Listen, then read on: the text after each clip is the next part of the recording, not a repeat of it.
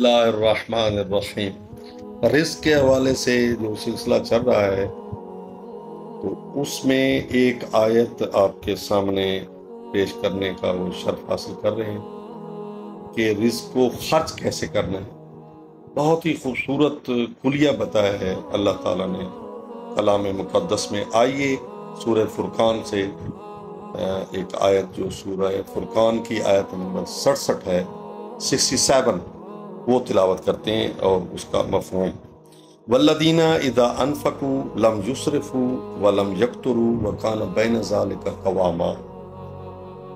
ترجمہ: اور یہ لوگ جب خرچ کرتے ہیں تو نہ اسراف کرتے ہیں اور نہ بخل کرتے ہیں، بلکہ ان کے درمیان اعتدال رکھتے ہیں۔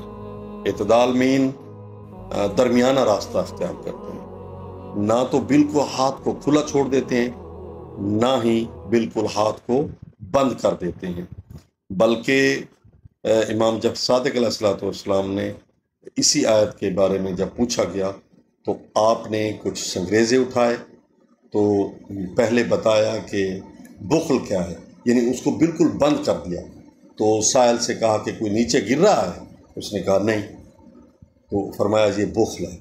پھر جو ہے تھوڑا سا مٹھی کو کھولا تو اس میں سے ایک ایک گرنے لگ گیا، تو فرمایا اب کیا ہو رہا ہے کہ یہ اب گر رہے ہیں، تو فرمایا یہ جو ہے نا خرچ ہے۔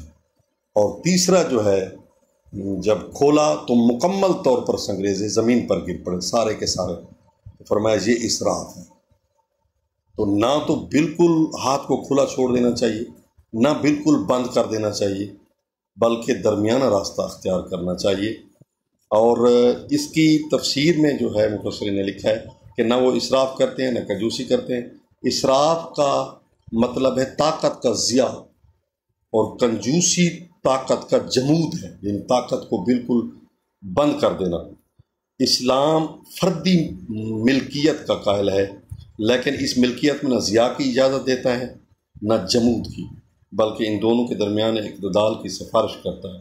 ائمہ اہل بیت علیہ السلام کے حدیث میں اس اعتدال کو دو برائیوں کے درمیان ایک نیکی قرار دیا۔ سبحان اللہ، بہت خوبصورت فرمان ہے، جس میں امام جب صادق علیہ السلام فرمایا یا بنی علیک بالحسنۃ بین السیئتین بحار الانوار، جلد نمبر 68 216 صفحے پر فرمایا بیٹا تم دو نیکیوں کے درمیان دو برائیوں کے درمیان ایک نیکی اختیار کرو۔